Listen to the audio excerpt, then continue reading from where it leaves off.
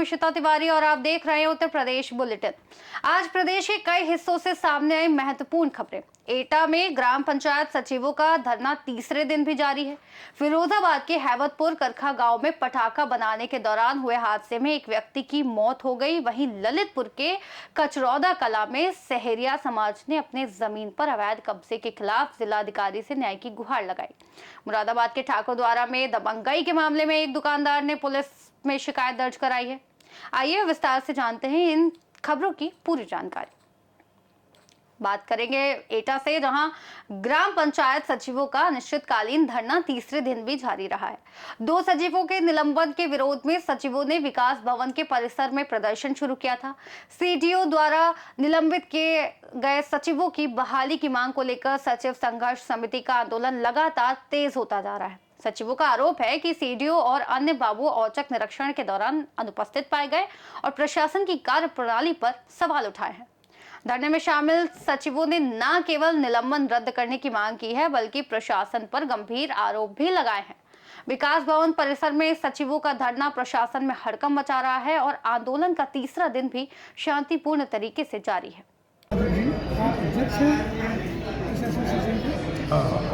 किस बात का धरना दे रहे हैं? धरना ये है कि मुख्य विकास अधिकारी महोदय अचानक गए थे बीएचएनडी का कार्य देखने के लिए विकासखंड धौली कला की 2 पंचायत। एक में पहले गए, वहाँ का कार्य देखा, फिर स्कूल देखा। प्राथमिक विद्यालय बंद था, यानी एक टीचर थे, 3 अनुपस्थित थे। कोई उनकी न वो थी छुट्टी का प्रार्थना पत्र, न वो आए थे। और फिर उन्होंने के मन में आ गया कि चलो अपना धंधा भी देख लें। तो उन्होंने देखा कि सचिवालय बंद था। सचिवालय उस समय बंद ही होता क्योंकि सचिव पे 5-6 पंचायत है, उसका रोस्टर दूसरी पंचायत में था। उस दिन वहाँ नहीं था। फिर देखा, कह रहे थे वहाँ एक कुत्ता मरा हुआ पड़ा था। कुत्ता अचानक मर गया तो क्या सचिव थोड़ी उठाएगा? भाई उसको सूचना देते, पूछते पड़ा है तो सफाई कर्मी किसी माध्यम से हटवाया जाता। उन्होंने आते ही आते निलंबित कर दिया।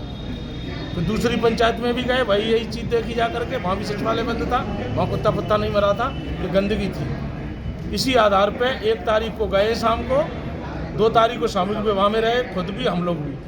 3 तारीख को सुबह ही न तो नोटिस जारी दिया, न स्पष्टीकरण मांगा कि वो सचिव कहाँ था, क्या कार्य कर रहा था, उसको निलंबित कर दिया। और उसी के खिलाफ हम लोगों ने सीडीओ साहब से बात भी की। विकास बनाए हमने साहब ऐसे निलंबित क्यों कर दिया? तो बोले कि हमें वहाँ NIC पर एक बैठक चल रही है, फिर बात करेंगे। उन्होंने दोबारा हमसे बात नहीं की करेंगे। और फिर हमने ज्ञापन बनाया, उनके व्यक्तिगत उस पर भी डाला, यहाँ मिले नहीं, बात से की नहीं उन्होंने। फिर हमने 2 दिन का समय दिया, 2 दिन बाद धरना शुरू किया, 6 और 7 को। और 6-7 में 6 को कोई आया नहीं, 7 को उन्होंने खबर भेजी कि आप आ जाओ, 4-5 लोग, हम बात करेंगे। बात की तो बोले कि निलंबन तो हो गया है, अब ये प्रक्रिया से ही बहाल होंगे। प्रक्रिया का मतलब महीने 6 महीने, और सबको पैसा चाहिए। आर्थिक शोषण के लिए क्या ही है कि भाई बहाली पे जांच अधिकारी भी रुपया लेगा, बाबू भी लेगा, खुद भी कुछ आएगा, इसलिए मान नहीं रहे। इसलिए हमने आज भी धरना दिया है और ये मांग हमारी नहीं मानी जाएगी तब तक हम लोग धरने पर रहेंगे। पहले भी कभी ऐसा होता रहा है कि बहाली के टाइम पे कुछ बाबू द्वारा पैसा लिया गया हो? कभी हुआ ऐसा? तो हमेशा रहता है, हमेशा रहता है। जैसे आपने कहा कि सीडीओ साहब गए थे पंचायत घर में, वहाँ कुत्ता मरा मिला, तो एक बार बताया, पंचायत घर रोज खुलता है या केवल रोस्टर की वैसे खुलता तो है, जैसे पंचायत साहब है वो बैठता है। पंचायत साहब वहाँ पे था या नहीं? पंचायत साहब नहीं था उस समय, वो भी नहीं था। उस पर भी बहुत काम है, जैसे वो फैमिली ID बनाएगा, विकसित भारत का वो फीडबैक दिलवाएगा, या कोई फार्मर रजिस्ट्री भी कर रहा है, ड्यूटी लगी हुई है उसमें। पंचायत भवन में करेगा या अपने घर? अब जिस चीज़ तो हम मौके पर जाके ही गाँव में होगी। हाँ, वहाँ भी आ जाएगा तो वो भी बैठता घंटे तो हर समय नहीं बैठता, वो भी काम कर रहा था। फील्ड के काम है हमारे। तो उनको सीडीओ साहब को पंचायत साहब मिला कि नहीं? पंचायत साहब नहीं मिला, वो भी नहीं मिला था। तो अब आप और इसमें क्या चाहते हैं? हम ये कोई मांगे हैं? इन 2 लोगों के अलावा भी मांग है छोटी पूरी, जैसे मेडिकल क्लेम है हमारे साथियों के, वहाँ से स्वीकृत हो गए शासन से, यहाँ भी हो गए। केवल उनका वो पढ़ना है पैसा, उसको अधिकारी नहीं डाल रहा है। पहले PT साहब पे चार्ज रहा, उन्होंने भी नहीं किया, टोकन बनाया कैंसिल करवाया, इसी आर्थिक शोषण की तरह। फिर इन पे आ गया चार्ज, ये भी नहीं कर रहे। ये भी मांग है। वेतन रुके थे किसी के, वो भी वहाँ से स्वीकृत हो गए, लेकिन नहीं डाल रहे। तो ये 3-4 एटा से सी न्यूज संवाददाता लखन यादव की रिपोर्ट। रुक करेंगे आगे फिरोजाबाद का, जहां फिरोजाबाद के थाने नसीरपुर क्षेत्र के हैवतपुर करखा गांव में आज दोपहर एक घर में पटाखा बनाने के दौरान अचानक धमाका हो गया। इस हादसे में घर में मौजूद करीब 50 वर्षीय जलालुद्दीन की मौके पर ही मौत हो गई। धमाके से घर की छत गिर गई और आसपास के क्षेत्र में दहशत का माहौल बन गया।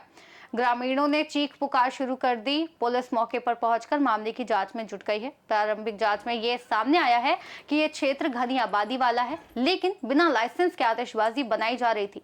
पुलिस ये पता लगाने की कोशिश कर रही है कि इस काम को अनुमति किसके बलबूते पर दी गई थी। ये गांव है हैबतपुर, ये थाना नसीरपुर में पड़ता है। यहाँ एक पप्पू उर्फ जलालुद्दीन एक व्यक्ति है जो जिनकी उम्र करीब 55 वर्ष थी। तो वो आतिशबाजी का जो शादी ब्याह में जो बम पटाखे छुटाते हैं उनका काम करते थे। तो आज किसी तरह से इनके घर में जो धमाका हुआ जिसमें वो एक्सपायर हो गए, उनको जिला मोर्चरी भेज दिया गया है और आगे जो विधिक कार्रवाई है वो की जा रही है। एक बच्ची भी घायल कोई बताई जा रही है? नहीं, अभी कोई घायल नहीं है फिलहाल। एक ये सिंगल घर है और आसपास के किसी भी घर में या और ज्यादा कोई जनहानि नहीं हुई। फिरोजाबाद से सीनियर संवाददाता बबलू फरमान की रिपोर्ट। आगे रुक करेंगे ललितपुर का, जहां तहसील क्षेत्र के अंतर्गत आने वाले ग्राम कचरौदा कला के सहरिया जाति के दर्जनों महिलाएं, बच्चे और पुरुष सोमवार को जिला मुख्यालय पहुंचे और जिला अधिकारी को एक प्रार्थना पत्र सौंपा। ग्रामीणों ने अपने प्रार्थना पत्र में बताया कि गांव की ग्राम सभा की भूमि पर हरिजन समाज के कुछ लोगों द्वारा अवैध कब्जा किया गया। सहरिया समाज के लोगों ने जिला अधिकारी से मांग की कि कब्जे को तत्काल हटवाकर जमीन को कब्जा मुक्त कराया जाए ताकि सभी वर्गों को समान रूप से ग्राम सभा की भूमि का लाभ मिल सके।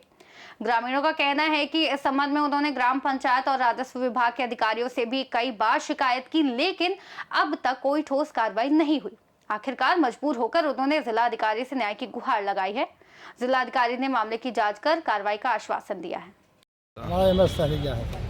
आप सभी कहाँ से आए हैं? हम ग्राम कचरौदा कलाबान से आए। किस जाति के हैं आप? सहरिया आदिवासी समाज। अच्छा, क्या मामला लेकर ये आए? मामला है सर के जो ग्राम सभा की जगह थी, तो आज ग्राम सभा की जमीन में जो हुआ था कि ग्राम प्रधान से मांग करी थी हम लोग कभी मदद लाई जा। हम लोग परेशानी है, रहन बसेरा के लिए परेशानी है, धर्मशाला के लिए परेशानी, शादी के लिए परेशानी। इस जगह जो हम लोग यहाँ हाँ उसको सरकार से मदद मांगेंगे कि हम लोग कुछ वहाँ बना सकें, उसमें हमारे सभी समाज का उनमें काम भी चले, कोई परेशानी की वजह से। तो ग्राम प्रधान ने आज 10-15 साल में जाती हैं जब से हम लोगों को दी थी ज़मीन वहाँ पर, यहाँ तुम कुछ भी कर सकते हो। इन लोगों के लिए अलग से दी थी कि तुम बना अम्बेडकर पार्क ही बना सकते हैं, चौथा बना सकते हैं। तो इन लोगों ने क्या किया सर कि इन लोगों प्रधान जी ने चौथा बनवा दी अलग से हैं, और हम लोगों के खिलाफ कि ये बोली थी उनने कि आपकी प्रधान हम तुम्हारे आज बनवा दें, बंटवारा कर दिया था। तो इन लोगों ने क्या किया सर वहीं से इनकी रैली निकलती है चबूतरा से। हम लोग वही ज़मीन धरी थी, उन्होंने क्या किया कि उस पर कब्जा कर लिया, जो हम लोग ज़मीन थी उस पर भी कब्जा कर लिया, ना झंडा गाड़ दिया, तार फैंसन भी। कितनी जमीन पर कब्जा किए हुए? 25-30 देश में। 25 देश में। तो संबंधित अधिकारियों को आपने इस बारे में शिकायत दर्ज कराई थी? अभी नहीं करी। जब ये लोगों में जब हम दरखास्त मैंने शिकायत करवे आए थे सर। क्या चाहते हैं आप? क्या चाहते ये हैं? चाहते सर हमारी जमीन हमें दिलाई जाए। अच्छा, कितने लोग काबिज थे जब उन्होंने बंटवारा किया था? सब थे हम लोग। कितने लोग पूरा संख्या? मोहल्ला था हमारा। और भी समाज के लोग थे, और भी समाज के पंचायत लोग थे। ब्राह्मण समाज को। तो क्या चाहते हैं आप? हम जो चाहते सर इनका कब्जा हटा जाए, हमारी जमीन हमें दिलाई। इनकी अलग से इनकी अम्बेडकर के लिए हर चीज़ के लिए खूब जगह डरी, लेकिन क्या करिए तो अपने कब्जे में है इस पर। ललितपुर से सीनियर संवाददाता विकास सोनी की रिपोर्ट। बात करेंगे आगे मुरादाबाद की, जहां मुरादाबाद के ठाकुर द्वारा के नगर क्षेत्र के मोहल्ला फतुल्लागंज निवासी असलम ने अपनी दुकान पर दबंगई करने की शिकायत पुलिस में की है। प्रार्थी ने कोतवाली प्रभारी निरीक्षक को तहरीर सौंपकर बताया कि उसके नजदीकी दुकानदार सादिक हुसैन ने धमकियां देते हुए उसकी दुकान की दीवार पर जबरदस्ती अपना बोर्ड लगा दिया। असलम ने तहरीर में कहा कि सादिक उसे बार बार परेशान करता है और धमकियां देता है कि वह अपनी दुकान छोड़कर चला जाए, नहीं तो उसकी हत्या कर दी जाएगी। जब असलम ने बोर्ड लगाने का विरोध किया तो सादिक अपने पुत्रों और अन्य साथियों के साथ उसके घर को घेरकर धमकी देने लगा। आपको बता दें कि प्रार्थी ने पुलिस से सादिक और उसके साथियों के खिलाफ कानूनी कार्रवाई करने की मांग की है। आपका नाम क्या है? मोहम्मद असलम। आप कहाँ के निवासी हैं? मैं ठाकुर द्वारा का दादीलाई निवासी हूँ। अच्छा, आप पुलिस क्षेत्र अधिकारी के पास आए थे? मैं अपनी एप्लीकेशन के बारे में आया था। जी, बताएं क्या मैटर है? किसी ने इसके बारे में कोई मामला नहीं किया। मेरे यहाँ का बोर्ड अभी तक नहीं हटा। जो मेरे यहाँ सादिक हुसैन ने बोर्ड लगाया है वो अभी तक नहीं हटा। अच्छा, मैं बहुत ज़्यादा परेशान हूँ। तकरीबन 3-3.5 इंची का फ़र्क है ज़मीन से लेकर छत तक।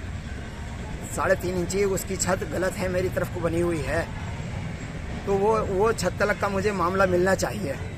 हाँ, वो गलत तरीके से मुझे परेशान कर रहा है। मेरी ज़मीन बिकवाने का ख्वाब देख रहा है।